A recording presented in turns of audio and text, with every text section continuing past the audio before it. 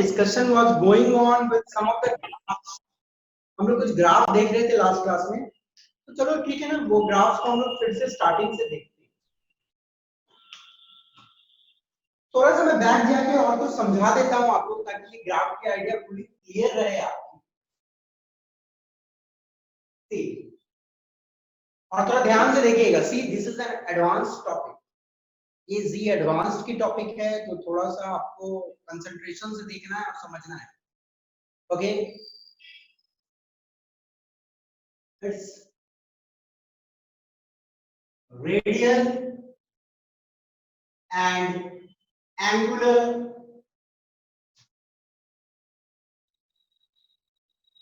Wave function. Okay,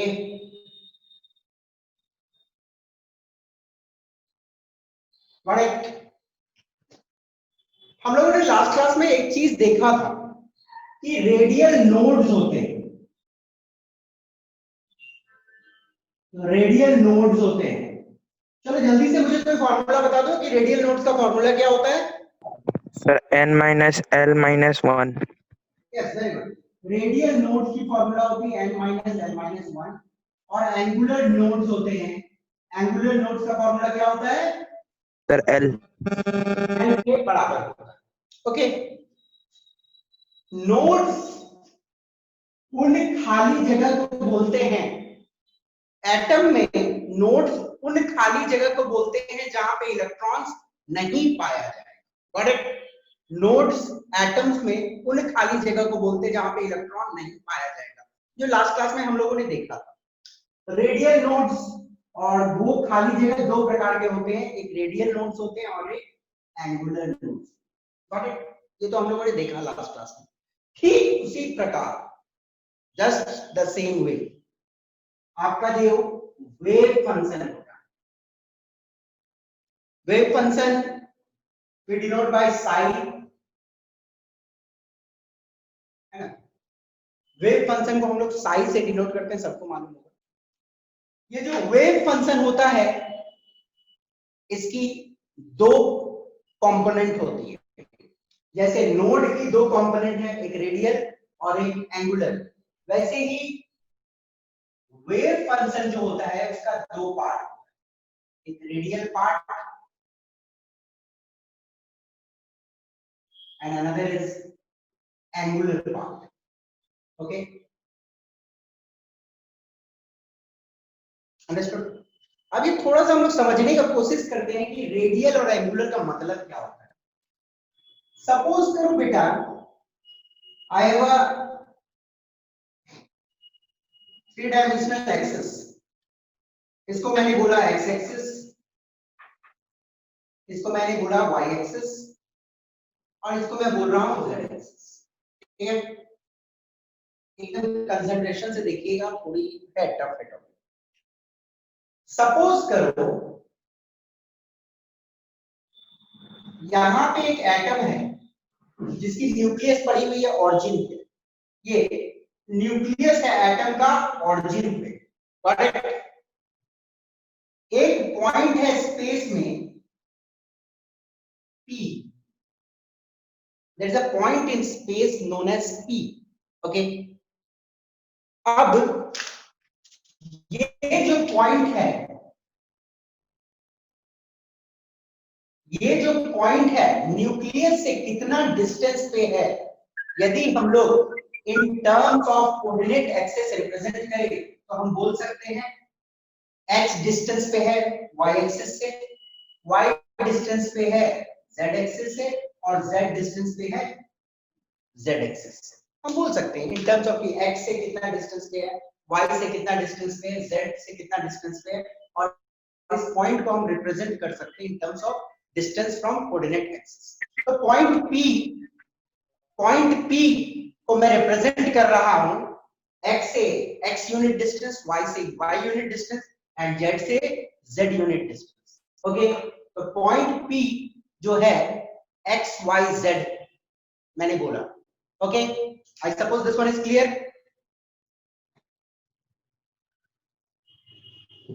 बेटा फिर कोई बच्चा क्यों अपने ऑडियो को ऑन कर रहे हो बेटा? ठीक है ना?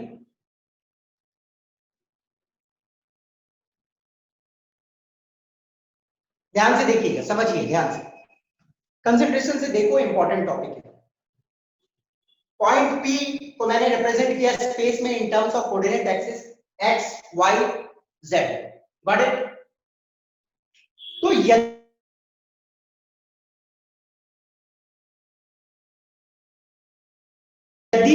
हम लोग सिर्फ पॉइंट को रिप्रेजेंट करते हैं तब हम उसको बोलते हैं रेडियल रिप्रेजेंटेशन। उसको हम बोलते हैं रेडियल रिप्रेजेंटेशन। हम क्या बोलेंगे? रेडियल रिप्रेजेंटेशन, जब सिर्फ हम डिस्टेंस का इस्तेमाल कर रहे हैं। अब मानो ये जो पॉइंट है ये z एक्सिस से कुछ एंगल पे होगा कि नहीं होगा? वैसे ही आपका x एक्सिस से भी कुछ एंगल पे होगा, है कि नहीं? कुछ एंगल पे है ये पॉइंट। तो यदि हम कोऑर्डिनेट एक्सिस में एंगल को इंक्लूड कर देते हैं तब वी से कि we are defining it in terms of angle. जैसे क्या है, यदि मैं p को बोलूं तो क्या थीटा एंगल पे है z एक्सिस, तो मैं एंगल इंट्रोड्यूस कर दे रहा हूं। तो यदि मैं कोई पॉइंट को डिफाइन करने के लिए एंगल इंट्रोड्यूस कर दे रहा हूं तो उसको हम बोलते हैं एंगुलर रिप्रेजेंटेशन। तो कोई भी पॉइंट को डिफाइन करने के लिए, कोई भी पॉइंट p को डिफाइन करने के लिए हम दो तरीके से उसको डिफाइन कर सकते हैं, रेडियल रिप्रेजेंटेशन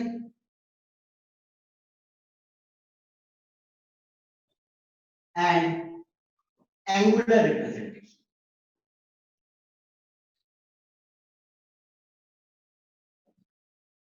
रेडियल रिप्रेजेंटेशन में हम सिर्फ डिस्टेंस का इस्तेमाल करते हैं फ्रॉम द एक्सिस, और एंगुलर रिप्रेजेंटेशन में हम एंगल्स का इस्तेमाल करते हैं from between the axis. Okay, angular part से हमें कोई उतना मतलब नहीं, ठीक है? एंगुलर पार्ट से हमें उतना नहीं, but this is quite beyond our syllabus. हमें जो स्टडी करना है basically that is in terms of distance. Okay, तो साई का जो दो पार्ट है, radial part and angular part, तो एंगुलर में हम उतना नहीं घुसेंगे, हमें जो मतलब है रेडियल पार्ट से। ओके, और यदि मैं लिख रहा हूं ऐसे, psi is equal to psi r, if I write psi is equal to psi r या आर आर, तो इसका मतलब होता है radial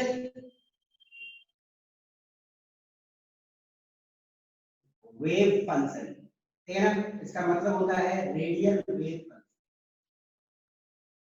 I am writing psi is equal to psi r या आर आर, तो इसका मतलब है रेडियल वेव फंक्शन। मतलब क्या है, कोई पर्टिकुलर पॉइंट जो है न्यूक्लियस से कुछ पर्टिकुलर डिस्टेंस पे है, उसमें सिर्फ मैं डिस्टेंस को इंट्रोड्यूस कर रहा हूं। Got it? अंडरस्टूड? तो साई आर लिख रहा हूं तो वेव फंक्शन की बात हो रही है only in terms of distance from the coordinate, radial wave function. और यदि मैं साई का स्क्वायर कर देता हूं तो ये हो जाएगी साई स्क्वायर आर या आर स्क्वायर आर। ओके, इसका मतलब होता है रेडियल प्रोबेबिलिटी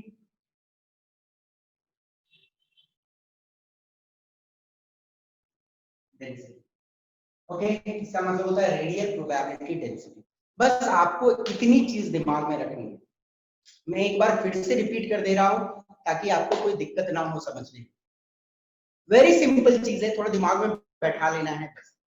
कोई भी पॉइंट को रिप्रेजेंट करने के लिए हम लोग या तो डिस्टेंस का सहारा लेते हैं या तो एंगल का सहारा लेते हैं, बट एंगल वाली पार्ट हम लोग अपने सिलेबस में डिस्कस करने ही वाले, सिर्फ डिस्टेंस वाले पार्ट को हम लोग डिस्कस करेंगे।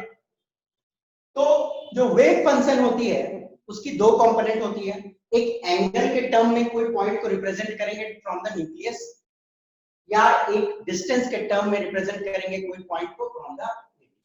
यदि एंगल के टर्म में रिप्रेजेंट करते हैं तो हम लोग बोलते हैं एंगुलर वेव फंक्शन, और यदि डिस्टेंस के टर्म में रिप्रेजेंट करते हैं तो we call it radial wave.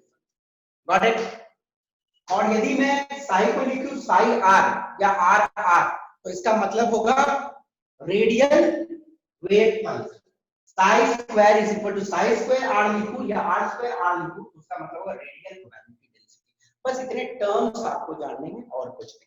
किसी को कोई डाउट है स्क्रीन में तो मुझसे पूछ लो, नहीं तो फिर नेक्स्ट ग्राफ में घुसूंगा. Okay, anybody any problem in this part? I suppose no. चलिए आगे बढ़ते हैं. आप पूछिए, कुछ पूछ रहे हो बेटा, बोलो. चलिए आगे.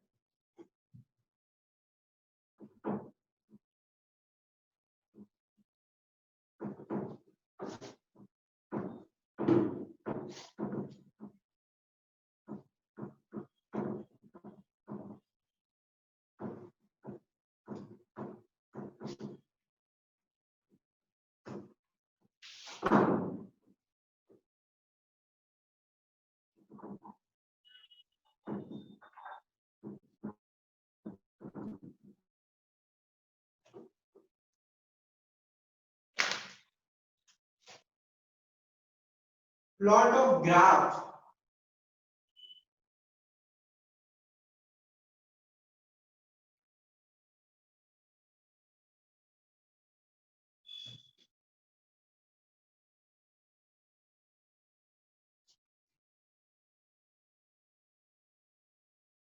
देखो, हम लोग लास्ट क्लास में थोड़ा कंफ्यूजन हुआ होगा कि सर साई आर क्यों लिख रहे हैं.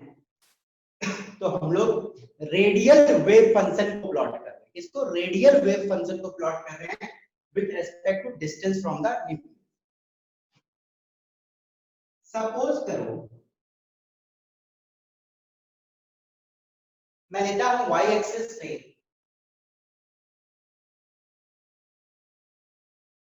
Radial wave function. ओके, और इधर मैं लेता हूं r is distance from nucleus. Got it? ये सबको मालूम है, मैं नहीं लिख रहा हूं. r is distance from nucleus. मैं ड्रॉ कर रहा हूं 1s पे. Okay, 1s orbital. ये ग्राफ होता है कुछ ऐसा. देखिए, समझना ध्यान से.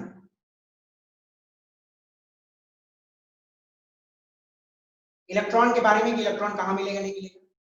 तो ये जो है पॉइंट, ये न्यूक्लियस के बिल्कुल सामने है. तो न्यूक्लियस के बिल्कुल सामने जो जगह है दिस वन, यहाँ पे इलेक्ट्रॉन की पाए जाने की संभावना देखो क्या है, मैक्सिमम. और जैसे ही आप न्यूक्लियस से दूर जा रहे हो, इलेक्ट्रॉन के पाए जाने की संभावना क्या होती है, कम है ना. देखो कम हो रही है, बढ़िया ना. और ये एकदम न्यूक्लियस के सामने देखो मैक्सिमम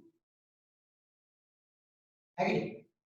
तो 1s के लिए इलेक्ट्रॉन के पाए जाने का संभावना न्यूक्लियस के सामने बहुत ज्यादा होती है, और न्यूक्लियस से आप दूर जाते हो तो बिल्कुल कम होते चल जाती है. बट जीरो कभी नहीं होती, वो जीरो लाइन को कभी नहीं टच करेगा. आई सपोज आपको डिफरेंस नजर आ रहा होगा, जीरो लाइन को कभी नहीं टच करेगा. ओके, यदि आपको ज्यादा दिख रही है तो मैं थोड़ा दूरी बना देता हूं इसको. जीरो लाइन को कभी नहीं टच करेगा. Okay, will never touch the zero line. Zero line को कभी नहीं टच करेगा. और 1s यदि मैं बनाऊं आपके लिए 2s के लिए,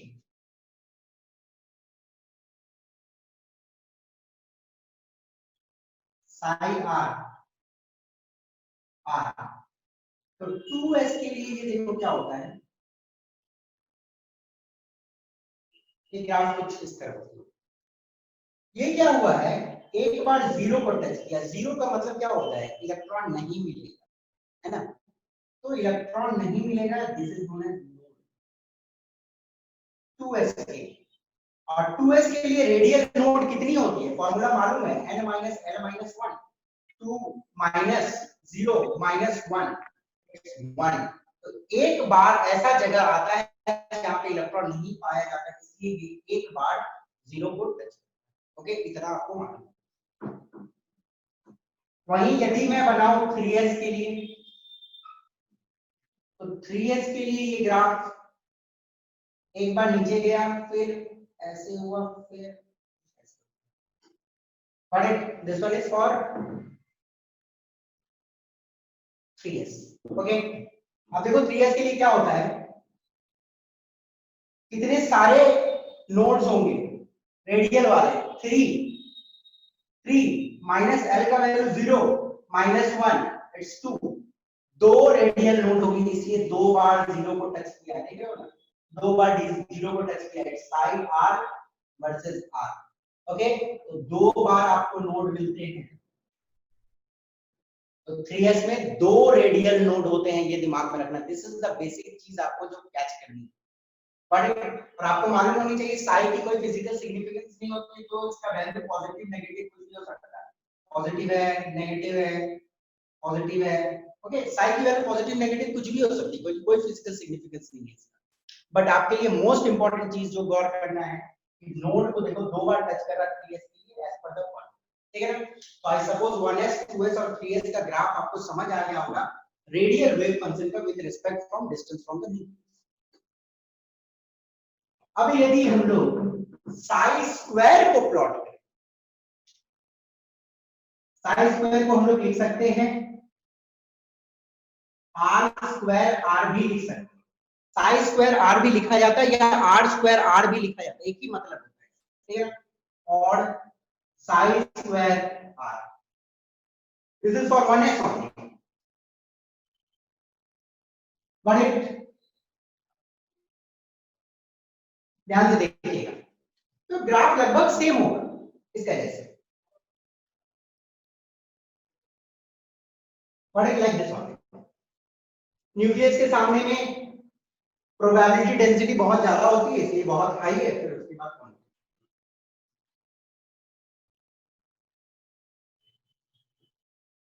this is psi square r radius from nucleus. तो इसमें एक चीज ध्यान देना है कि ये स्क्वायर किया मतलब नेगेटिव वाला पोर्शन क्या हो जाएगा, पॉजिटिव हो जाएगा। तो आपको जस्ट क्या करना है कि जो नेगेटिव पोर्शन है इसको फ्लिप कर देना। बेटा एग्जाम में जो आते हैं ना सिर्फ ग्राफ पहचानना आता है, बोलता है कि कौन सा ग्राफ किसका है और उससे ज्यादा कुछ नहीं आता। तो आप कंफ्यूज मत हो जाना। देखो ये नेगेटिव पोर्शन है तो स्क्वायर रहेगा तो नेगेटिव तो नहीं रह सकता ना, जीरो से नीचे तो नहीं जा सकती, इसलिए जीरो से नीचे आपका नहीं जा सकता, नेगेटिव नहीं हो सकता। इसे स्क्वायर किए तो ये जो नेगेटिव वाला पोर्शन है इसको फ्लिप कर दो, ऊपर कर दो पॉजिटिव, तो ये आ जाएगी ऐसे, एक बार टच करेगा 0 को फिर ऐसे, ठीक है ना। नेगेटिव वाला को जस्ट फ्लिप करके पॉजिटिव कर देना, तो एक बार नोड आया है ना, this is for this. Okay,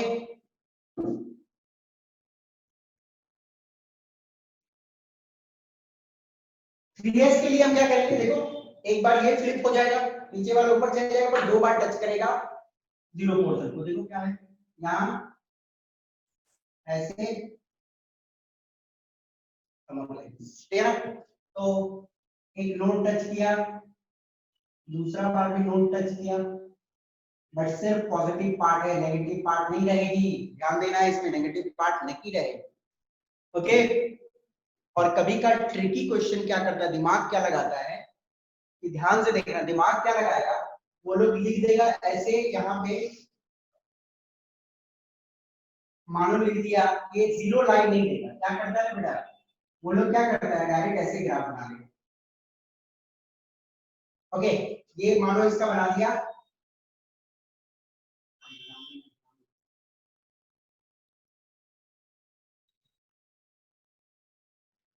ऐसे बना दिया, ठीक है ना, ये ग्राफ साई आर और ये आर, ठीक है ना, ये 2s का यहाँ पे लिख देता है -10।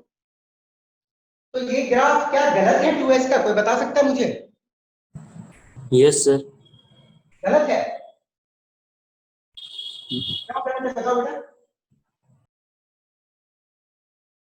देखो ध्यान से देखना, ये 0 वाले पोर्शन है, ये वाला देखो 0 वाला पोर्शन है, 0 वाला पोर्शन को एक बार टच करता है, ठीक है ना, 0 वाला पोर्शन को एक बार टच करता है, तो ये -10 देंगे। देखो यहाँ पे कोई 0 वाला पोर्शन तो होगा जहाँ पे एक बार टच करके, अंडरस्टूड। तो एग्जाम में Yes, sir. समझ गए, वो 0 नहीं देगा, वो -10 नीचे दे देगा, समझ जाना 0 को टच किया है ना भाई, अंडरस्टूड, -10 में गया, 0 में गया, ये समझ लेना ऐसे आती है। तो जो भी हो वो तो अलग वाली बात है, ये आपको समझ आई कि नहीं समझ आई, किसी को कोई दिक्कत? No sir. नो, ध्यान देना। तो एग्जाम में थोड़ा ट्रिकी रहेगा, तो दिमाग लगा लेना, 0 यदि नहीं दिया है तो नीचे नहीं गया है, तो -10 में दे दिया तो देखना क्यों नीचे गया। ओके, चलिए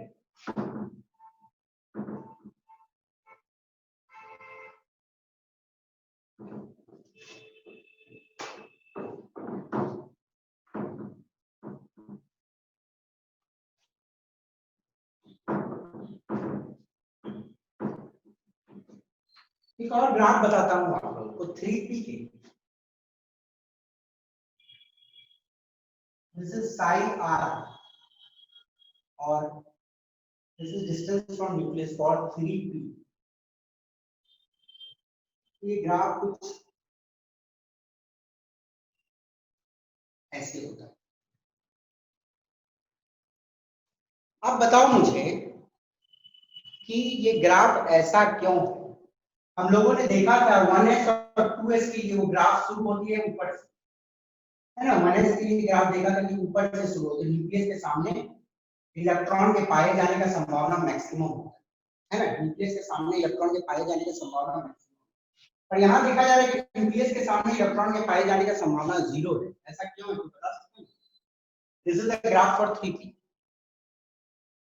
कोई मुझे बता सकता है?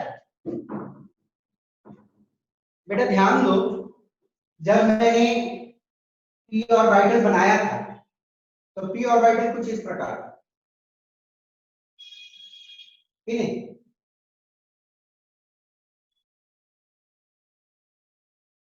तो ये न्यूक्लियस है, तो न्यूक्लियस के पास लोब कुछ था क्या? नहीं ना। तो न्यूक्लियस पे क्या होती है? 0 ही होती है इलेक्ट्रॉन के पाए जाने की प्रोबेबिलिटी। बीच वाला पॉइंट तो खाली ही रहता है। इसलिए क्या है, न्यूक्लियस के पास में इलेक्ट्रॉन के पाए जाने की संभावना बिल्कुल 0 होती है फॉर 3। ये आपको दिमाग में रखना है, थोड़ी दिमाग लगाने की चीज है, समझने की। लोब से आपको समझ आता होगा, ये बीच में क्या होता है, 0 पोर्शन को टच करता है, मतलब इलेक्ट्रॉन वहां नहीं मिलता। तो इसलिए तो ये ग्राफ 0 से स्टार्ट हुई है, न्यूक्लियस के सामने एकदम 0 है इलेक्ट्रॉन के पाए जाने का संभावना। तो ये याद रखना है आपको। और साई स्क्वायर r का भी यदि r के साथ प्लॉट किया जाए तो ग्राफ में भी लगभग सेम ही रहेगा, क्योंकि नेगेटिव पोर्शन तो कुछ आया ही नहीं। Okay, understood. एक बार 0 को टच किया हुआ, नोड भी एक ही है, रेडियल है। तो आई सपोज आप लोग को ये ग्राफ जस्ट उतना दिमाग में नहीं लगाना है, पर ग्राफ को एक बार देख लेना है, एक बार प्रैक्टिस कर लेना है। किसी को इस ग्राफ में कोई प्रॉब्लम है तो बोलो मुझसे, वरना मैं आगे बढ़ूं।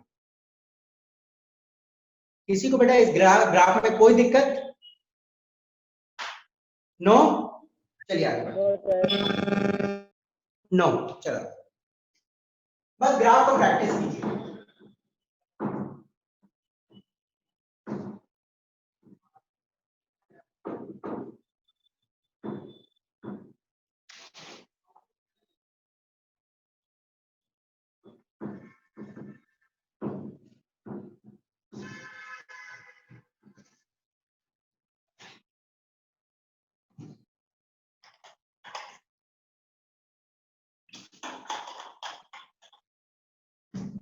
Next topic we will touch, that is energy of orbital. ठीक है ना, आज हम लोग देखने वाले हैं एनर्जी ऑफ ऑर्बिटल।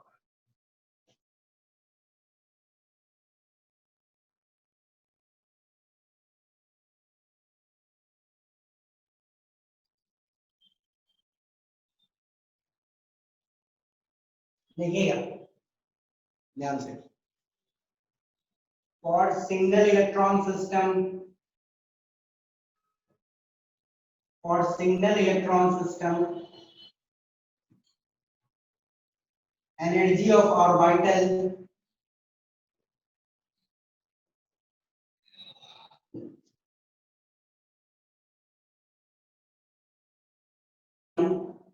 n, ठीक है ना। For single electron system, energy of orbital depends only on value of n, ठीक है ना। higher n, higher value of n, higher energy, ठीक है। ये सबको दिमाग में रखिए, अंडरस्टूड। अब देखिए मैं लिखता हूं 1s सब सेल के अंदर में जो भी ऑर्बिटल है, 2s है, 2p है, 3s है, 3p है, 3d है, 4s है, 4p है, 4d है, 4f है, ठीक है ना? ये ऑर्बिटल्स मैंने लिखा। अब n का वैल्यू मुझे जल्दी से बताओ, 1s के लिए n का वैल्यू क्या होगा? Sir, 1. Sir, 1.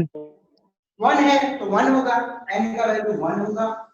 ओके, देखो एक बात बता रहा हूँ, उधर से दिमाग निकाल लो, वो जो ग्राफ बनाया उधर से दिमाग निकालो, वो ग्राफ आपको प्रैक्टिस करना पड़ेगा, बनाना पड़ेगा, एक दो बार बना लोगे समझ आ जाएगा। अब दिमाग को यहाँ कंसंट्रेट करो। 1 है, यहाँ पे n का वैल्यू 2 है, यहाँ पे n का वैल्यू 2 है, यहाँ पे n का वैल्यू 3 है, 3 है, 3 है, 4 है, 4 है, 4 है, 4 है। यदि सिंगल इलेक्ट्रॉन सिस्टम है तो सिर्फ और सिर्फ डिपेंड करती है n के वैल्यू पे। तो देखो इसकी एनर्जी ज्यादा होगी, 1s की एनर्जी जो है 2s से कम होगी, 2s की ज्यादा होगी, क्योंकि देखो वैल्यू 2 हो गया, 2s और 2p की दोनों की वैल्यू 2 है तो दोनों की एनर्जी बराबर है। ओके, 2 3 तो 3s की एनर्जी ज्यादा है, 3s 3p बराबर, 3p 3d, n का वैल्यू 3 बराबर, 3 4 4s की एनर्जी ज्यादा, इक्वल इक्वल इक्वल। तो सिंगल इलेक्ट्रॉन सिस्टम में आपको ध्यान देना है, आईआईटी एडवांस में एक अच्छा क्वेश्चन पूछा गया था इस लेवल पे कि इसका जो ग्राउंड स्टेट है ये वाला 2017 की क्वेश्चन थी, इसका जो ग्राउंड स्टेट है ये वाला 1s, तो इसका फर्स्ट एक्साइटेड स्टेट कौन कौन है? ये वाला भी फर्स्ट एक्साइटेड स्टेट है और ये वाला भी फर्स्ट एक्साइटेड स्टेट, ध्यान से, ये वाला भी फर्स्ट एक्साइटेड स्टेट है, ये वाला भी फर्स्ट एक्साइटेड स्टेट है, क्योंकि दोनों की एनर्जी तो बराबर है ना। Higher value of n means higher energy, but दोनों की वैल्यू तो बराबर है, तो this one is the first excited state. तो आपके सामने एक क्वेश्चन है कि फर्स्ट एक्साइटेड स्टेट में कितने सारे ऑर्बिटल है सिंगल इलेक्ट्रॉन सिस्टम के? फर्स्ट एक्साइटेड स्टेट में कितने सारे इलेक्ट्रॉन है सिंगल इलेक्ट्रॉन सिस्टम के लिए? Sir, 1. कितने सारे? 1. Sir, 2. बेटा p में कितने सारे ऑर्बिटल्स होते हैं? p में 3 ऑर्बिटल होते हैं, s में 1 ऑर्बिटल, तो 4 ऑर्बिटल हो गए ना फर्स्ट एक्साइटेड स्टेट में। p सबशेल में 3 ऑर्बिटल्स होती है ना और s में 1 होती है, तो सिंगल इलेक्ट्रॉन सिस्टम के लिए, सिंगल इलेक्ट्रॉन सिस्टम के लिए 4 ऑर्बिटल्स हैं first excited state. Second excited state में कितने सारे ऑर्बिटल हैं जल्दी कोई बताओ? कितने सारे हैं? Sir, 4. 4 ही है। अरे डी में कितने सारे होते हैं? डी सबसेट में 5 ऑर्बिटल होती है, 5, डी में 3, Sir, 9. Sir, total 9. 9 हो गया, टोटल 9 हो गया। ओके, तो ये आपको ध्यान देना है, और उसमें कितनी हो जाएगी? 9 और 7 16, ठीक है ना? तो ये ध्यान देना है, अच्छी क्वेश्चन बन सकती है कि ग्राउंड स्टेट से फर्स्ट एक्साइटेड स्टेट में यदि कोई इलेक्ट्रॉन जाता है सिंगल इलेक्ट्रॉन सिस्टम के लिए तो कितने सारे ऑर्बिटल्स पॉसिबल है? तो 4, यहाँ पे 9, यहाँ पे देखो 1 3 4 5 9 और 9 और 7 16 ऑर्बिटल यदि थर्ड एक्साइटेड स्टेट में जाता है। अंडरस्टूड? ये दिमाग में रखनी है। This is for single electron system. For multi electron system ध्यान से देखिएगा, for multi electron system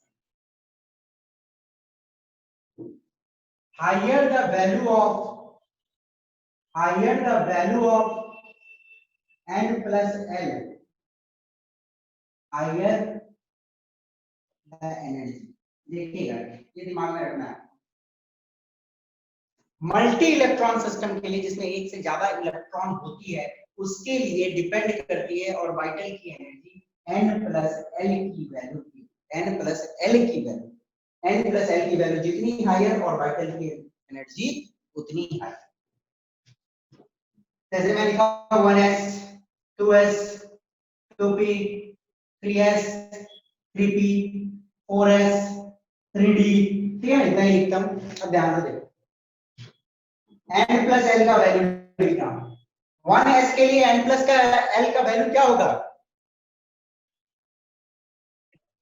1s3 sir 1 का वैल्यू क्या होगा? 1 ही होगा। 1 + 0 1, 2 + 0 2, इसका क्या होगा? 2 + 1 3, इसका 3 + 0 3, 3 + 1 4, 4 + 0 4, 3 + 2 5। ओके, अब एक चीज और ध्यान देना है कि same value of n, then if same value of n plus l, then higher n has higher energy। ध्यान देखिएगा, यदि n plus l का वैल्यू सेम आ जाता है, जैसे इस दो केस में सेम आ जा रहा है, तो जिसकी n की वैल्यू ज्यादा होगी वो ज्यादा एनर्जी वाली होगी, इसकी n की वैल्यू ज्यादा है तो ये हायर एनर्जी वाला होता है। चलो आप देखते हैं 1 2, n plus l की वैल्यू 1 है और 2 है तो इसकी एनर्जी ज्यादा है, 2 है 3 है तो इसकी एनर्जी ज्यादा है। ओके, 3 3 है, अब ये तो फंस गया ना, सेम n plus l का सर वैल्यू इक्वल हायर n जो है तो 3s की ज्यादा है। 3 4,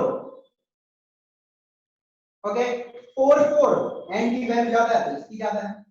4 5, देखो अब ये ध्यान देना, देखो सिंगल इलेक्ट्रॉन सिस्टम और मल्टी इलेक्ट्रॉन सिस्टम में क्या डिफरेंस आ गया? 3d की एनर्जी कम होती है compare to 4s, but multi electron system में 3d की एनर्जी ज्यादा होती है कंपेयर टू 4s। ओके, ये ध्यान देना है। ओके, तो आपसे क्वेश्चन पूछी जाएगी कि एनर्जी ऑफ ऑर्बिटल आप कैसे डिसाइड करोगे मल्टी इलेक्ट्रॉन सिस्टम की, तो n plus l की वैल्यू पर डिसाइड। ओके, जिसकी n plus l की वैल्यू ज्यादा उसकी ज्यादा एनर्जी उस ऑर्बिटल, ठीक है ना। और यदि सेम n का वैल्यू आ गया तो जिसका n का value sorry same n plus l का वैल्यू आ गया तो जिसकी n की वैल्यू ज्यादा उसकी एनर्जी। ओके, किसी को इस कॉन्सेप्ट में दिक्कत तो पूछ लो मुझसे, नहीं तो फिर आगे बढ़ेंगे। कोई दिक्कत है बेटा किसी को?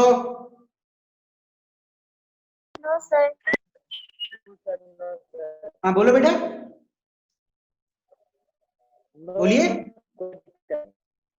जोर से बोलिए, थोड़ी आवाज नहीं आ रही है आपके साथ। सर कोई दिक्कत नहीं है सर। क्या?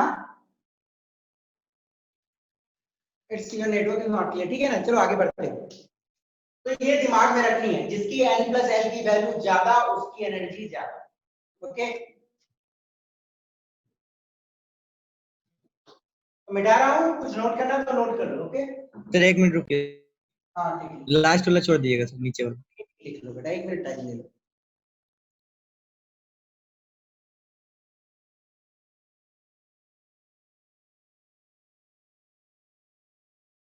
ये प्रैक्टिस करना है, ये इंपॉर्टेंट चीज है। Take your time, 1 minute time दे रहा हूं मैं आपको, लिख लो जल्दी।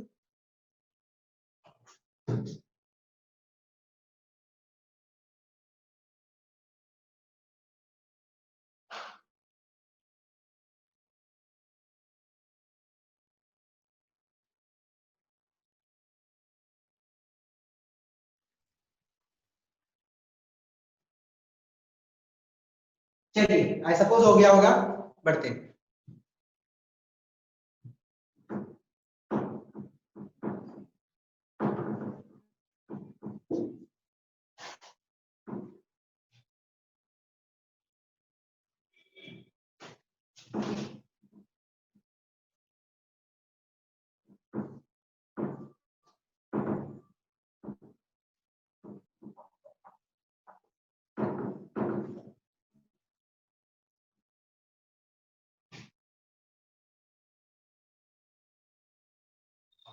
देखिएगा, एक बहुत अच्छी सी लाइन लिखी हुई है एनसीईआरटी में, और उससे अभी तक मेंस वालों ने ना एडवांस वालों ने क्वेश्चन, तो उस कॉन्सेप्ट पे कभी भी क्वेश्चन फ्रेम हो सकता है। ध्यान से देखिएगा उस लाइन को, मैं लिख रहा हूं, energy of orbitals, energy of orbitals in the same subcell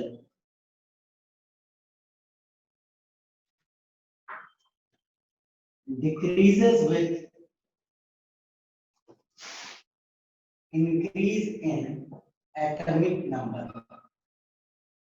अच्छी क्वेश्चन बन सकती है, इस पे ध्यान से देखिएगा। सपोज करो एनर्जी 2s का दिया हुआ है हाइड्रोजन के लिए, एनर्जी 2s का, लिथियम, सोडियम, पोटासियम। क्या बोला जा रहा है कि energy of orbital, energy of orbital यदि सेम सबसेल में, यदि कोई ऑर्बिटल सेम सबसेल में है तो उसकी एनर्जी घटेगी यदि एटॉमिक नंबर ज्यादा रहे।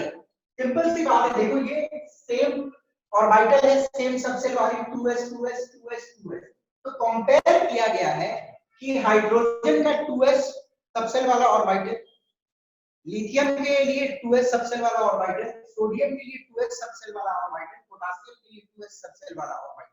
तो आपसे क्वेश्चन पूछी जा सकती है कि किसकी एनर्जी सबसे ज्यादा है। तो क्या बोल रहा है कि decreases with increase in atomic number. तो एटॉमिक नंबर जैसे ही बढ़ेगा एनर्जी घटते जाएगी। इसका मतलब है कि energy of 2s orbitals for hydrogen is maximum. फिर ये कम है, ये कम है और ये कम है। ये ऐसे ऑर्डर के क्वेश्चन पूछे जा सकते हैं, उल्टा पुल्टा ऑर्डर कर देगा, बोलेगा कौन सही है पहचानिए। तो जिसकी एटॉमिक नंबर सबसे ज्यादा है और यदि ऑर्बिटल सेम है तो उसकी एनर्जी सबसे कम होगी। Okay, very beautiful line, NCERT में मेंशन्ड है। इस पे क्वेश्चंस अभी तक नहीं बनी, एज पर माय मतलब जितना मैंने अभी तक देख लिया नहीं बनी है, आ सकती है कभी। तो वेरी इंपॉर्टेंट, देख लीजिएगा। नेक्स्ट टॉपिक विल कम, मैं मिटा रहा हूं उसको, लिख लो जल्दी से। चलिए आगे बढ़ते हैं।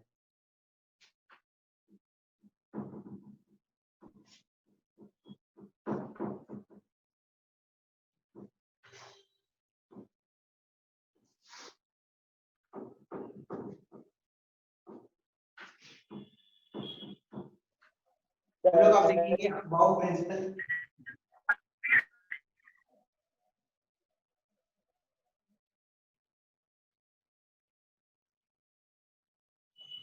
देखिएगा अफबाउ प्रिंसिपल एक बहुत ही इंपॉर्टेंट प्रिंसिपल है जिसके बेसिस पे हम लोग इलेक्ट्रॉनिक कॉन्फ़िगरेशन लिखते हैं, ठीक है ना। ध्यान से देखिएगा। In the ground state of an atom, of an atom, orbitals are occupied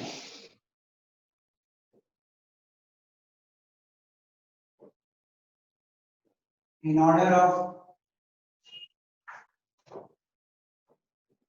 increasing energy।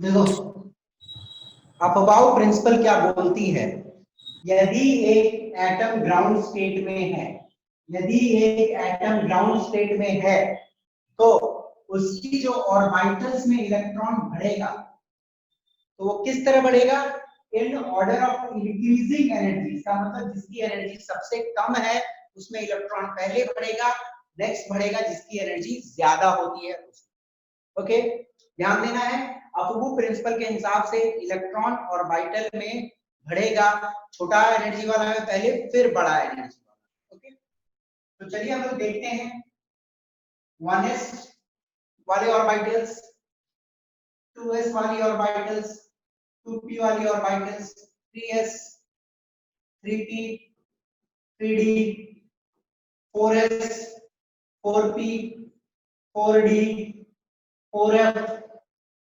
5s, 5p, 5d, 5f, 6s, 6p, 6d, 7s, 7p। ध्यान से देखिएगा बेटा।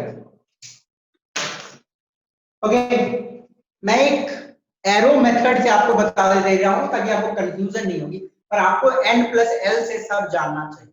ओके, सबकी एनर्जी आपको मालूम होनी चाहिए। इसका क्या होगा n+l के हिसाब से 1, इसका 2, 2 plus 1 3 3 plus 0 3 3 plus 1 4 3 plus 2 5 plus 0 4 4 plus 1 5 4 plus 2 6 4 plus 3 7 ऐसे आप लोग जान सकते हो। बट चलो अब इलेक्ट्रॉन कैसे बढ़ेंगे ध्यान से देखो। सबसे पहले आपका 1s में इलेक्ट्रॉन बढ़ेगा। देखो सबसे पहले 1s में इलेक्ट्रॉन बढ़ा, फिर आपकी 2s में बढ़ेगी। पेन इज नॉट वर्किंग, मैं इसे बता दे रहा हूं से आपको, ठीक है। पहले 1s में बढ़ेगा, ओके, फिर 2s में भरेगी, फिर उसके बाद 1s भरा 2s भरा, फिर 2p, उसके बाद 3s, फिर 3p, फिर 4s। देखो 3p के बाद 3d नहीं भरा क्योंकि 4 है 5 है, तो 4 के बाद 4, ठीक है ना, कम फिर ज्यादा, फिर 3d आएगा, 3d 4p 5s, ओके। फिर उसके बाद 4d 5p 6s, okay, then you will see a understood, and the last one is electron इस तरह बढ़ेंगे, ठीक है ना। तो ये ऑर्डर आपको ध्यान देना है। तो चलो आप लोगों ने जो जूनियर क्लासेस में पढ़ा है उसके हिसाब से हम लोग देखते हैं। कैल्शियम की 20 होती है, ओके। आपने पढ़ा है कि कैल्शियम की इलेक्ट्रॉनिक कॉन्फ़िगरेशन जो है 2882। तो आप ये भी बोल सकते हो कि सर तीसरा सेल में तो 18 रखने का मैक्सिमम कैपेसिटी होता है, तो इसमें काहे में 10 भर देगा, तो नहीं इसमें 10 भर देगा। तो इसका आंसर आज आपको मिल जाएगा कि क्यों नहीं 10 हम लोग भर देते हैं। देखिए मैं कैल्शियम का लिखता हूं इलेक्ट्रॉनिक कॉन्फ़िगरेशन 20 है, तो पहले कहां भरेगा, जल्दी बोलना मुझे। 1s, यस तो सर। 1s में कितनी इलेक्ट्रॉन भर सकती है, 2 भर सकती है, 1s2, ठीक है ना। फिर 2s2, 2s2 s में 2 इलेक्ट्रॉन भर सकती है, p में 3 ऑर्बिटल होते हैं, 6 इलेक्ट्रॉन, 2p6, ठीक है ना। फिर उसके बाद 3s2, 3s2, okay. Next 3p6, अब 3p6, अब बचा कितना इलेक्ट्रॉन, देखो 6 2 8, 8 और 6 14, 14 और 2 16, 16 और 2 18, 18। अब 3p के बाद जाएगा 4s में, 3d में नहीं जाएगा, इसमें जाएगा 4s2, 18 और 2 20, टोटल हो गए 20, 2 4 10 12 18 20, हो गई 20। अब देखो लिखते हैं पहला सेल 1k सेल होता है ना, तो 2, फिर L सेल 8, 6 और 2 8, फिर देखो M सेल 3s और 3p, M सेल तो 2 8 8, और फिर N सेल 2। तो आपको ये समझ आ गई होगी कि क्यों यहाँ पे 10 नहीं भर सकता है, क्योंकि 3d में इलेक्ट्रॉन नहीं जाएगा, उससे पहले 4s में जाएगा, क्योंकि 3d की एनर्जी ज्यादा होती है 4s। आई सपोज आप लोगों को ये समझ आ गया होगा, और इस मेथड से आप लोग इलेक्ट्रॉनिक कॉन्फ़िगरेशन लिख सकते हो कि नहीं लिख सकते हो? सर लिख। Yes sir. Yes sir. बहुत सिंपल है। तो आप लोग एज अ होमवर्क कम से कम पहले 30 एलिमेंट्स का तो लिखना, ठीक है। तो अफू प्रिंसिपल से आप इलेक्ट्रॉनिक कॉन्फ़िगरेशन लिख सकते हो, गॉट इट। तो कुछ लिखना है इसमें कि मैं आगे बढ़ूं? इरेज कर दीजिए। ठीक है, और इसको एक बार देख लेना, सबको ऐसे एरो बनाने से पहले आप n प्लस ए रूल में देख लेना कि कितने मतलब वैल्यूज क्या है और किसकी एनर्जी ज्यादा है कम, ठीक है।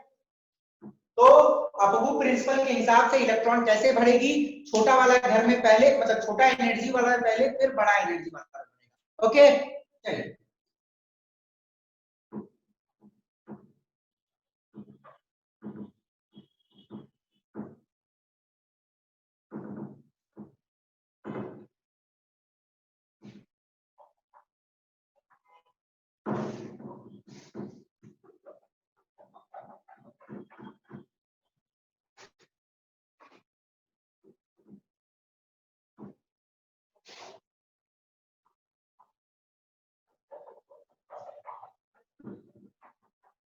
नेक्स्ट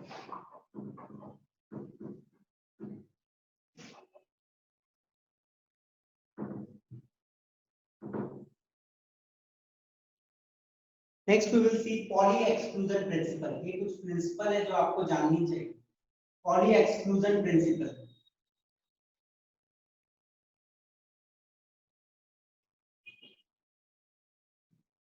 पॉली एक्सक्लूजन प्रिंसिपल बोलती है, ध्यान से सुनिएगा, no two electron in an atom can have the same set of all four quantum numbers.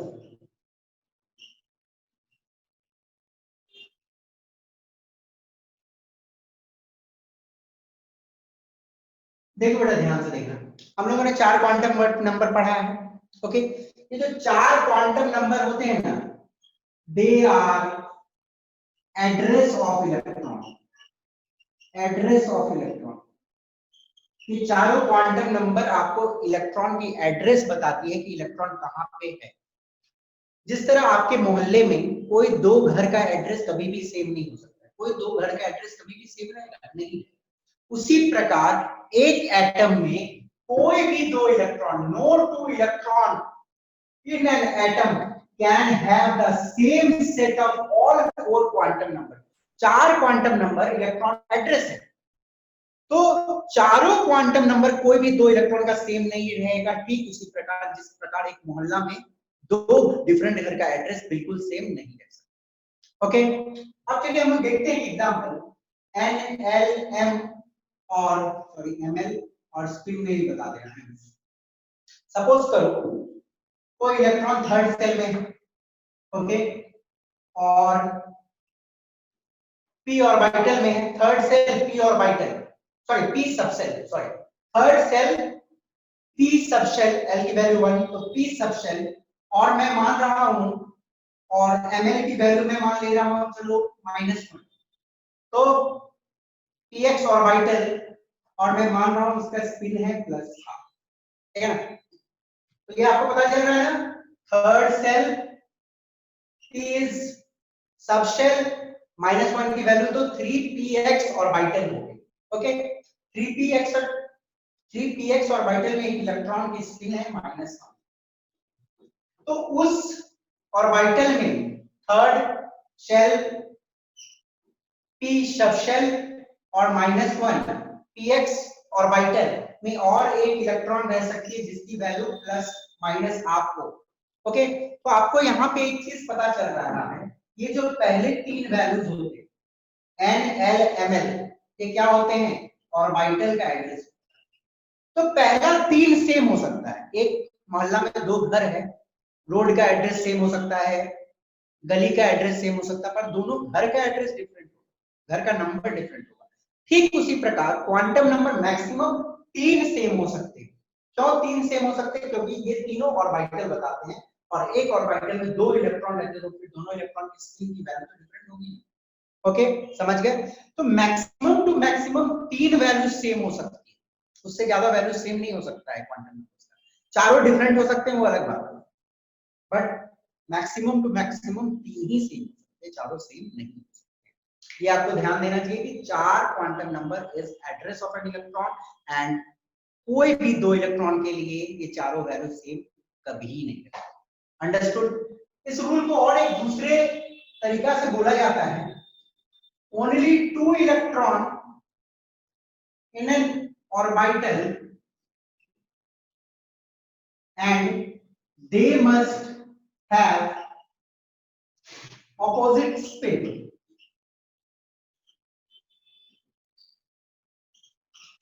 देखो पॉलीज की वो एक और तरीका बोलता है, तो ध्यान से देखिएगा।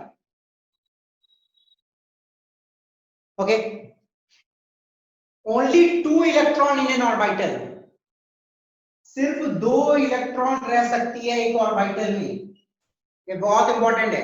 एक ऑर्बिटल में सिर्फ 2 इलेक्ट्रॉन रह सकती है, और उन दोनों इलेक्ट्रॉन का जो स्पिन होगा वो अपोजिट होनी चाहिए। तो ये देख ही लिया आपने कि एक ऑर्बिटल है, ये भी वही ऑर्बिटल है, और एक ऑर्बिटल में 2 इलेक्ट्रॉन से ज्यादा नहीं रह सकते, ये आपको मालूम है। एक ऑर्बिटल में 2 इलेक्ट्रॉन से ज्यादा कभी भी नहीं रह सकता, और दोनों की स्पिन की वैल्यू अपोजिट होनी चाहिए, तो आपको मालूम नहीं है। तो ये पॉली एक्सक्लूजन प्रिंसिपल ही बोलता है कि एक ऑर्बिटल में आप मैक्सिमम 2 इलेक्ट्रॉन रख सकते हो, और दोनों इलेक्ट्रॉन की स्पिन की वैल्यू अपोजिट होनी चाहिए। ओके, क्यों अपोजिट रहनी चाहिए? क्योंकि चौथा क्वांटम नंबर तो मिनिमम डिफरेंट होना पड़ेगा ना। Okay,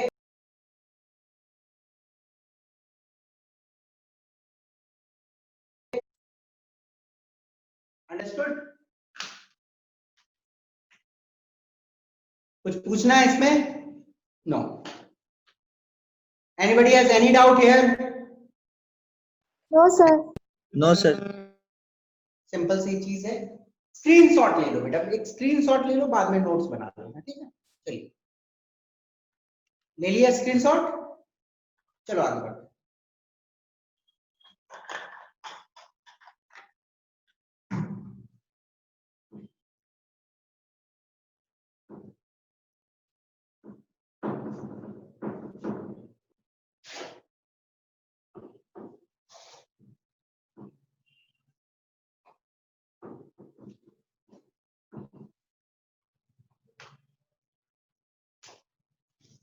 Hund's rule of maximum multiplicity.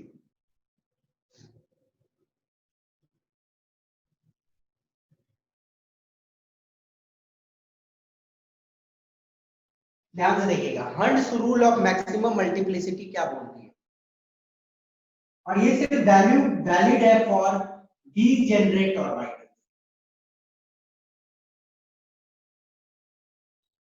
It's valid only for degenerate orbital. Hund's rule of maximum multiplicity है जो वो सिर्फ वैलिड है सेम एनर्जी वाले ऑर्बिटल्स की। ओके, ये रूल क्या बोलता है? Pairing of electron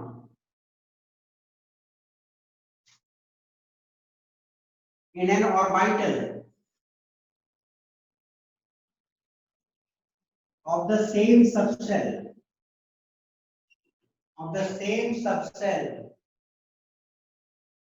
will not take place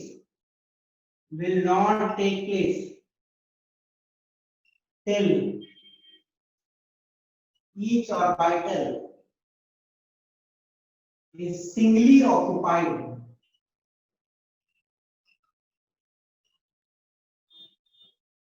with parallel spin। तो बेटा ये डेफिनेशन तो काफी लंबी चौड़ी है हंड्स रूल, बट इसको समझने से पहले मैं सिंपल में आपको समझा देता हूँ, फिर यहाँ पे आता हूँ। Hund's rule of maximum multiplicity क्या बोलता है कि सपोज करो एक सबसेल है। ओके, मैं सपोज कर रहा हूँ ये एक सबसेल है, डी सबसेल। तो डी सबसेल में कितने सारे ऑर्बिटल होते हैं? 5 होते हैं। 1 2 3 4 5, ठीक है ना? 5 ऑर्बिटल होते हैं डी सबसेल में। अंडरस्टूड? तो Hund's rule of maximum multiplicity बोल क्या रहा है कि इलेक्ट्रॉन जब आएगा तो एक एक करके सब ऑर्बिटल में पहले भरेगा, एक एक करके सब ऑर्बिटल में पहले भरेगा विद पैरेलल स्पिन, एक एक करके सब ऑर्बिटल में भरेगा विद सेम स्पिन। देखो, upward spin, upward spin, upward spin, upward spin, upward spin. Okay, जब सब में एक एक हो जाएगा फिर उसके बाद पेयरिंग। अंडरस्टूड? जब सब एक एक भर जाएगा फिर उसके बाद पेयरिंग। ध्यान से समझे? Got it? अंडरस्टूड? तो Hund's rule of maximum multiplicity बोल रहा है कि पहले एक एक इलेक्ट्रॉन सब ऑर्बिटल में सेम स्पिन के साथ भर जाएगी, फिर उसके बाद पेयरिंग हो। तो मतलब क्या है, यदि आपके पास मानो कि 10 इलेक्ट्रॉन है, तो कौन सा इलेक्ट्रॉन से पेयरिंग शुरू हो? 10 इलेक्ट्रॉन आपके पास है मान लो, तो कौन सा नंबर वाले इलेक्ट्रॉन से आपके पास पेयरिंग शुरू होगा? सिंपल समझ लो, देखो, पहला इलेक्ट्रॉन बढ़ा, दूसरा बढ़ा, तीसरा बढ़ा, चौथा बढ़ा, पांचवा बढ़ा, फिर छठवां इलेक्ट्रॉन से पेयरिंग स्टार्ट। छठवां इलेक्ट्रॉन पेयरिंग, सातवां पेयरिंग, आठवां पेयरिंग, नौवां पेयरिंग, 10वां पेयरिंग, ठीक है ना? वैसे ही यदि आपके पास p ऑर्बिटल है तो p ऑर्बिटल में चौथा इलेक्ट्रॉन से पेयरिंग शुरू होगा। पहले px py pz में एक एक बढ़ा पैरेलल स्पिन के साथ, फिर चौथा इलेक्ट्रॉन से पेयरिंग, पांचवा से पेयरिंग, ठीक है ना, अंडरस्टूड। और ये ऐसे भी हो सकता है जैसे मानो कि अपवर्ड स्पिन से बढ़ा है तो ये डाउनवर्ड स्पिन से भी बढ़ सकता है पहले, फिर उसके बाद अपवर्ड स्पिन वाली से पेयरिंग हो, अंडरस्टूड। बट ऐसे कभी नहीं हो सकता कि मानो ये p है तो ये अपवर्ड स्पिन से एगो बढ़ गया, फिर डाउनवर्ड स्पिन से एगो, फिर अपवर्ड स्पिन से एगो, ऐसा नहीं, ठीक है ना, ये ध्यान देना है, अंडरस्टूड, ये नहीं हो सकता। तो हंट्स रूल क्या बोलता है, पेयरिंग तभी स्टार्ट होगी, पेयरिंग तभी स्टार्ट होगी जब एक एक सबको मिल जाए, फिर उसके बाद आएगा तो पेयरिंग, फिर उसके बाद, अंडरस्टूड, गॉट इट, ये दिमाग में रखेंगे, अंडरस्टूड। तो पेयरिंग का बात एक्चुअली हंट्स नहीं करता, हंट्स सिर्फ इतना बोलता है कि एक एक पहले सब में भर जाए, पहले हाफ फिल्ड ऑर्बिटल बनेगा, फिर उसके बाद पॉली की रूल लगेगी, फिर उसके बाद पेयरिंग, ठीक है। तो ये रूल देखो क्या बोला, पेयरिंग ऑफ इलेक्ट्रॉन, इलेक्ट्रॉन का पेयरिंग एक ऑर्बिटल में उसी सबशेल का, एक ऑर्बिटल में उसी सबशेल का विल नॉट टेक प्लेस, नहीं होगा टिल ईच ऑर्बिटल, जब तक हर एक ऑर्बिटल को एक सिंगल इलेक्ट्रॉन नहीं मिल जाएगा विद पेयरिंग पैरेलल स्पिन, ठीक है ना, सबको एक एक इलेक्ट्रॉन मिल गया पैरेलल स्पिन के साथ, फिर उसके बाद पेयरिंग शुरू, ओके। अब एक चीज आपको ध्यान देना है कि हंट्स रूल जो है वो सिर्फ बात करता है हाफ फिल्ड ऑर्बिटल,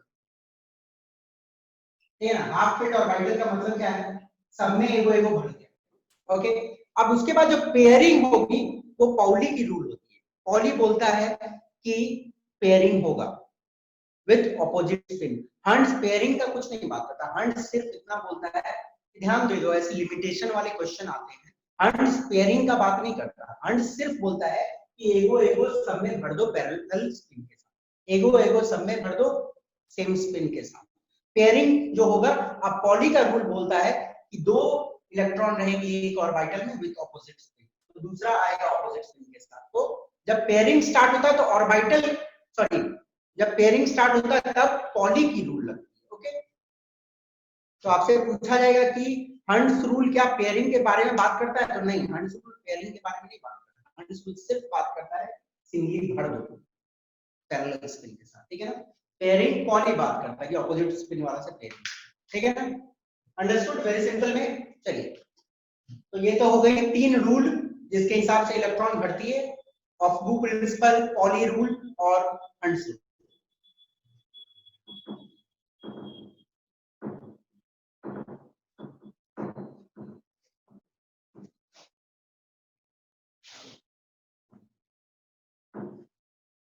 और हंट्स के हिसाब से जो हाफ फिल्ड ऑर्बिटल होते हैं वो एक्स्ट्रा स्टेबल, ठीक है, हम लोग देखेंगे क्यों एक्स्ट्रा स्टेबल। अब चलिए लास्ट टॉपिक, ये लंबी चौड़ी चैप्टर की लास्ट टॉपिक हम लोग डील करने वाले हैं, और इस चैप्टर को आज खत्म नहीं करते, ठीक है। Electronic configuration, electronic configuration of atoms. तो मैं कुछ बता दे रहा हूं, बाकी आप लोग होमवर्क करोगे, ठीक है ना, सिंपल वाले हैं। तो हाइड्रोजन का यदि बात किया जाए तो एक इलेक्ट्रॉन होता है, तो हाइड्रोजन कैसे बढ़ेगा, 1s1, है ना, और यदि ऑर्बिटल भरोगे तो 1s ऑर्बिटल होती है, तो 1s ऑर्बिटल में एक इलेक्ट्रॉन, ठीक है। यदि हीलियम की बात की जाए तो दो इलेक्ट्रॉन है, तो इसका होगा इलेक्ट्रॉनिक कॉन्फ़िगरेशन 1s2, पहले आएगा 1s2, और 1s ऑर्बिटल में बढ़ गया एक अपवर्ड स्पिन, दूसरा डाउनवर्ड स्पिन।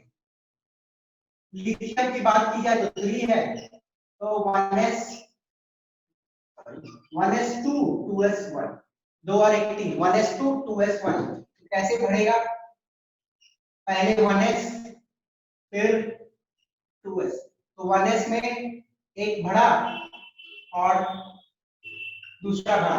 अब बोलो सर सिंगल सिंगल काहे नहीं भर रहे, तो सिंगल सिंगल नहीं भर रहे इसलिए कि वो सिर्फ वैलिड होता है सेम सबशेल में, तो ये एक सबशेल है, ये दूसरा सबशेल है, तो एक सबशेल में दूसरा सबशेल में नहीं हंट का रूल वैलिड होगा, यही सबशेल है तो एक ही ऑर्बिटल है तो पहले पेयरिंग हो जाएगा 2 और इसमें 1, ठीक है ना। तो ये हो गया लिथियम। बेरिलियम 4, तो ये देखो 1s और 2s, ठीक है ना। 1s2 2s2, कोई दिक्कत नहीं। बोरोन, मैं आप डायरेक्ट ये वाला दिखा रहा हूं, ठीक है ना। बोरोन 1s है तो 1s2, ठीक है ना। 2s2 2 2 4, फिर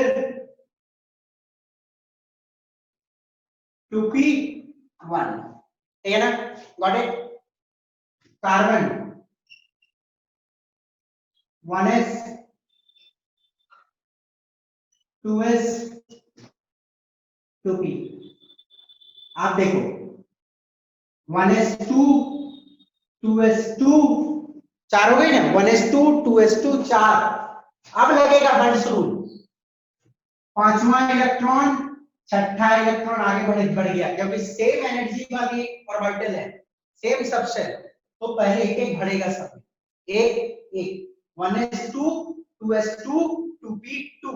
और यहाँ पे ऑर्बिटल में ध्यान देना है, पहले px में 1 फिर py में 1 दिया, ठीक है ना। हर्ट्ज रूल लग गया यहाँ, इसमें दोनों ही भर देना, ये गलती हो जाएगी क्योंकि एगो सबको देना पड़ेगा।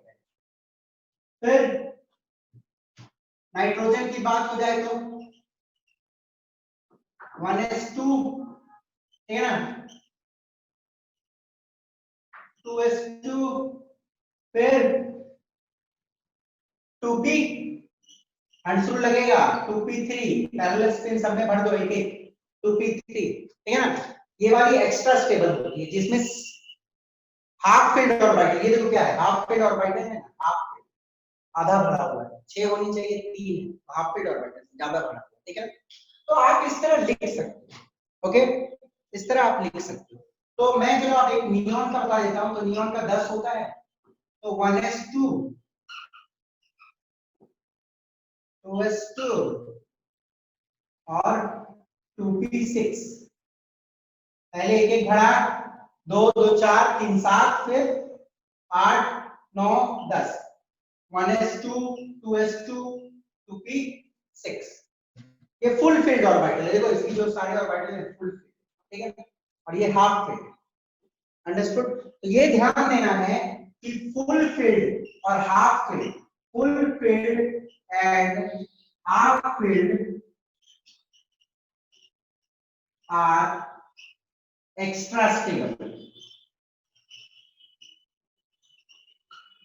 Due to symmetry. देखो क्या होता है सिमेट्रिकल, सिमेट्रिकल बोलने का देखो क्या है, पूरा भरा हुआ है, तो क्या हुआ है, इलेक्ट्रॉन सब जगह है, तो इलेक्ट्रॉन सब जगह है तो बोल सकते हैं सिमेट्रिकल है, सब जगह इलेक्ट्रॉन भरी हुई है ना। यदि इधर खाली रहता तो थोड़ा सिमेट्री में प्रॉब्लम होता ना, तो ये गड़बड़ होती। तो हाफ फील्ड और फुल फील्ड जो होती है वो थोड़ा ज्यादा स्टेबल होते हैं, तो N7 और नियॉन 10 थोड़ा एक्स्ट्रा स्टेबल एटम्स है, okay. Full filled and half filled are extra stable due to symmetry, ये ध्यान देना, ओके। तो आई सपोज आप बाकी के लिख सकते हो कि नहीं लिख सकते हो? लिख लेंगे सर। Yes sir. 30 तक लिख लेना आप लोग, पर इसमें 2 एक्सेप्शन है 30 तक जो आपके सिलेबस में है, मैं वो बता देता हूँ।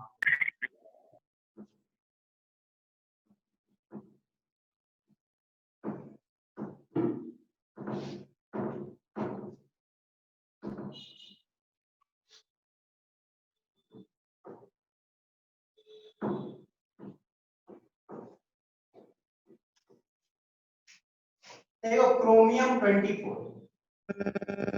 क्रोमियम 24 ये एक एक्सेप्शन है, देखो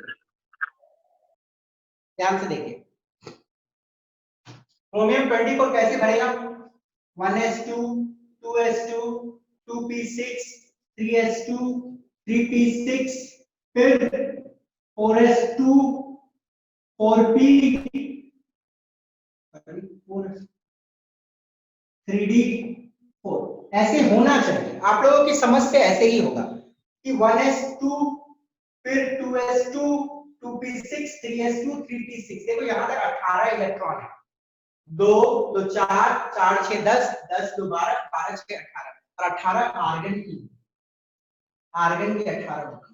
ओके, तो आपको क्या करना है, इतना बड़ा लिखने की जगह आप शॉर्ट में ये भी लिख सकते हो आर्गन, फिर 3p के बाद 4s आती है, सबको मालूम है 3p के बाद 4s आती है, फिर 3d आती है। ओके, तो 4s2 3d4। आपको लगेगा कि ऐसा होना चाहिए, पर बेटा ये गलत है, ठीक है ना, दिस इज रॉन्ग। ओके, ये जनरल रूल के हिसाब से यही है, 18 19 20 4 24 24 इलेक्ट्रॉन हो गए, ये जनरल रूल के हिसाब से, बट ये गलत है। ओके, आप बोलोगे सर गलत क्या है, ऑब्बो प्रिंसिपल गलत क्या हो गया?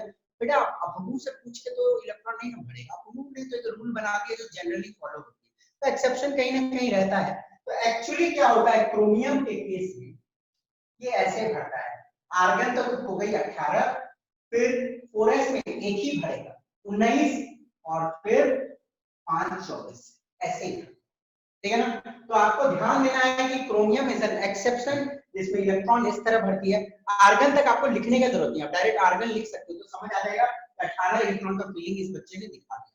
फिर उसके बाद 4s2 3p के बाद 4s आता है, 4s2 3d4, तो 3d4 नहीं होना चाहिए, गलत। एक्चुअली क्या होगा, पहले 4s में 1 भरेगा, फिर 3d में 5। अब ये देखो रीजन क्या है, आर्गन तक तो भरा हुआ है, फिर उसके बाद देखो 4s में 1 और 3d में 5 ऐसे। ओके, 1 2 3 4। ओके, आप लिख सकते हो आर्गन यहाँ पे आगे पे लिख देना, मतलब समझ आ जाएगी कि आर्गन तक लिखा हुआ है, फिर उसके बाद 4s फिर 3d, एक एक इलेक्ट्रॉन, ठीक है ना समझ। ये है क्रोमियम की। Okay, exception 4s1 3d5। वैसे ही कॉपर की एक्सेप्शन है 29, तो मैं 18 तक लिख देता हूं आर्गन, 18 हो गई, फिर आएगी 3p के बाद 3d नहीं आएगी, 18 हो गया, 3d नहीं 4s, 18 19 20 ऐसे होनी चाहिए आपकी समझ, और 3d में 10 हट सकता है तो आप 9 हटा दो, 18 19 20 29, ये आपकी समझ बोल रही है, आपको प्रिंसिपल बोल रही है, पर ये गलत है, ऐसे नहीं। कॉपर का जो है आर्गन 4s1 3d10, ये ध्यान देना, 18 19 और 10 29। ओके, तो इसका कैसे है, ये हो गए 4s में 1 और फिर उसके बाद 3d में 10।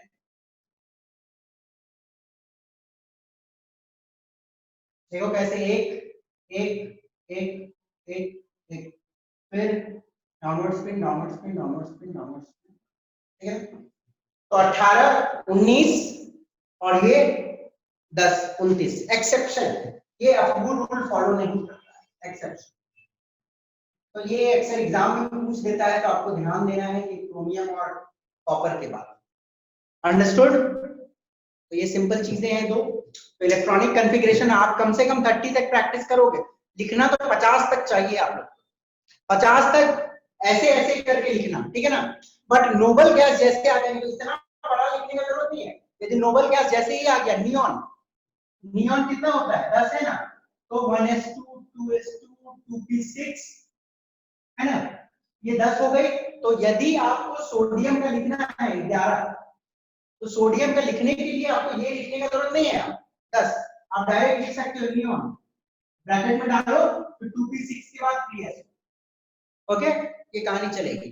ये तो हो गई एसपीडीएफ मेथड से, और ऑर्बिटल मेथड से आप नियॉन तो है ही, फिर उसके बाद सिर्फ एक दिखा देना 3s, ठीक है। ये ऑर्बिटल मेथड हो गया, ये एसपीडीएफ मेथड हो गया, ठीक है ना। तो आपको नोबल गैस तक सिर्फ लिख सकते हो, इतना बड़ा लिखने की जरूरत है, उसको डायरेक्ट ब्रैकेट में लिख दोगे तो समझ आ गई कि नोबल गैस लिखा गया, फिर उसके बाद। Okay, I suppose this is clear. और आपको ये जो एक्सेप्शन है दिमाग में रखना और खुद लिखना है, ऐसे नहीं बोर्ड से उतारने की जरूरत नहीं है, सबको खुद लिखना है।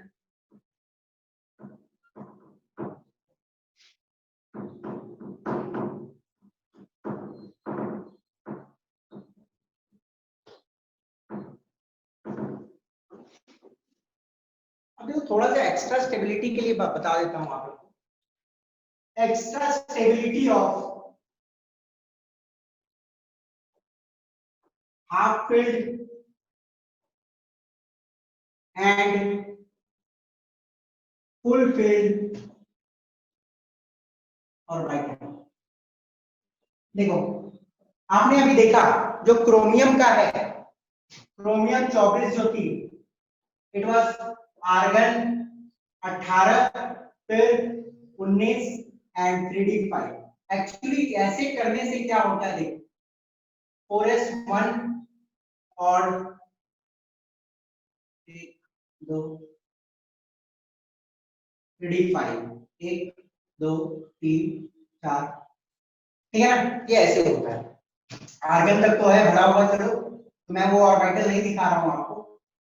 4s1 और 3d5 ऐसे भरने से क्या कहानी हुआ, एक्चुअली सिमेट्री हुई। बोलने का मतलब क्या, देखो ये मैं दिखाता हूँ, स्केल है, यदि मैं स्केल को हाथ के बीच में रखूं, जितना वेट इधर इतना वेट इधर, तो ये स्केल बैलेंस है।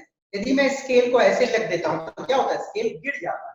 यदि मैं इसको ऐसे रखूंगा तो स्केल गिर जाएगा, और यदि सिमेट्रिकली रखता हूं, वेट इक्वल रखता हूं सब तरफ, तो बैलेंस रहती है। तो सिंपल सी बात होती है कि सिमेट्री लीड्स टू स्टेबिलिटी। अब क्या है, मानो ये वाला ऐसे भरा रहता है, ये 2 भरा रहता है और ये खाली रहता है।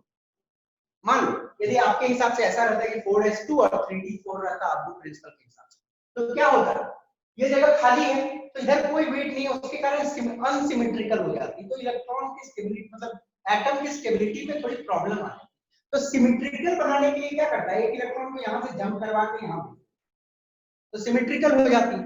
ओके, तो पहला रीजन है symmetry leads to stability, leads to stability. इसलिए हाफ फील्ड ऑर्बिटल और full filled orbital extra stable होती है, पहला रीजन। आप चाहो तो कॉपर के केस में भी देख सकते हो, कॉपर 29 होता है तो आर्गन 4s1 3d10 होता है, 4s1 और 3d 1 2 3 5, ठीक है, 1 2 3 4 5 6 7 8 9। अब मानो ऐसा नहीं रहता, मतलब अफबू प्रिंसिपल के हिसाब से रहता तो क्या रहता है, 4s2 और 3d9। यदि अफबू प्रिंसिपल के हिसाब से रहता 4s2 3d9। पर देखो क्या है, आप बोलोगे ठीक है सर ये वाला सिमेट्रिकल है, बट ये बड़ा वाला पोर्शन क्या है, अनसिमेट्रिकल है, यहाँ पे एक ही इलेक्ट्रॉन। तो ये क्या करता है, बड़ा वाला पोर्शन को सिमेट्रिकल बनाने के लिए एक इलेक्ट्रॉन को यहाँ से प्रमोट करके यहाँ, तो देखो ये बड़ा वाला पोर्शन सिमेट्रिकल हो गया ना पूरा, तो ये अनसिमेट्रिकल है चलेगा, तो ये वाला सिमेट्रिकल हो गया, तो स्टेबिलिटी आ गई। तो इसलिए क्या होता है, सिमेट्री लीड्स टू स्टेबिलिटी, ये एक जनरल फैक्ट है, सब जानते हैं। ये लाइफ में भी लागू है कि सिमेट्री रहेगी हर जगह, थोड़ा सा इक्वली डिस्ट्रीब्यूटेड रहेगा तो स्टेबिलिटी ज्यादा रहती है। तो यही रीजन हम लोग मान के चलते हैं कि इसलिए हाफ फील्ड ऑर्बिटल या full filled orbital extra stable, ठीक है ना। तो रीजन ज्यादा आपको कुछ नहीं जानना है, क्योंकि ये सारे सीनियर क्लासेस की चीजें, बस सिंपल में जान लेना है कि एक्स्ट्रा स्टेबिलिटी हाफ फील्ड और फुल फील्ड की क्या होती है। Reason is first, symmetry leads to stability, so half filled and full filled are extra stable. दूसरा रीजन होती है एक्सचेंज एनर्जी। देखो एक्सचेंज एनर्जी का मतलब क्या होता है, electron in same subshell can exchange position।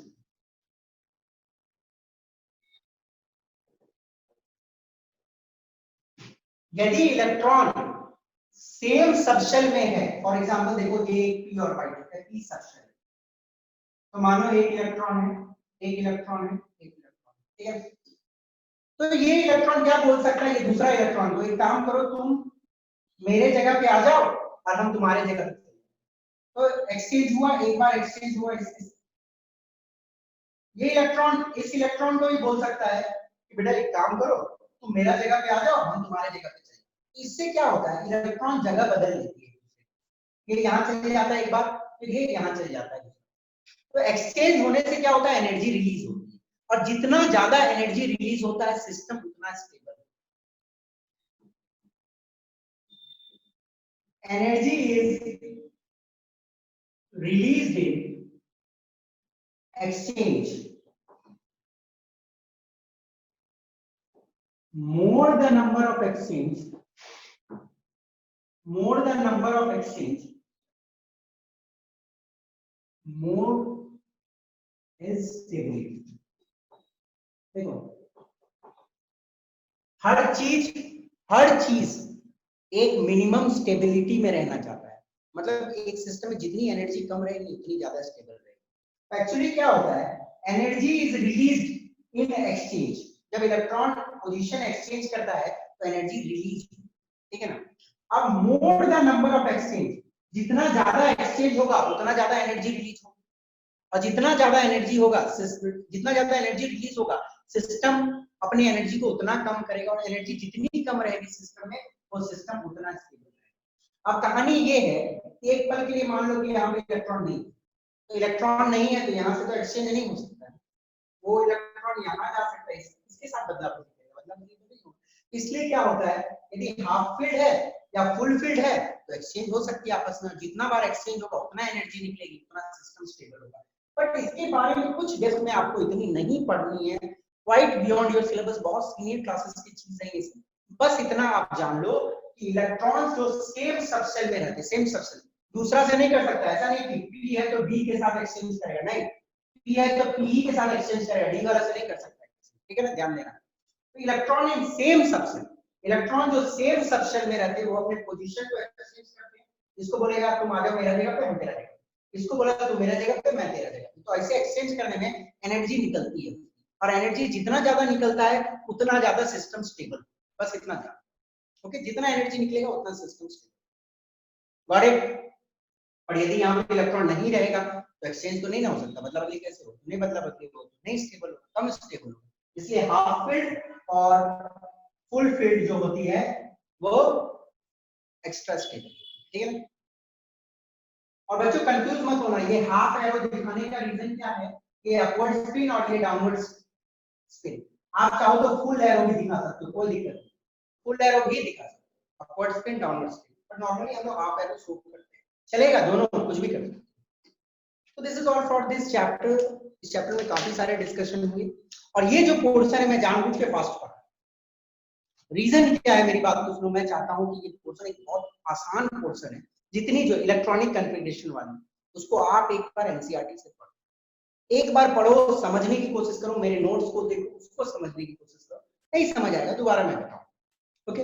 बहुत सिंपल पोर्शन की जानबूझ के मैं चाहता हूं एक्सेलरेट करना, ताकि आपकी भी ग्रैबिंग स्पीड बढ़े, स्टार्टिंग में बहुत स्लो पढ़ाया, ओके। तो आई होप आप लोग समझ गए होंगे सारे चीज को, और इलेक्ट्रॉनिक कॉन्फ़िगरेशन मिनिमम 50 तक लिखना, मिनिमम 50 तक लिखना इलेक्ट्रॉनिक कॉन्फ़िगरेशन को, ओके।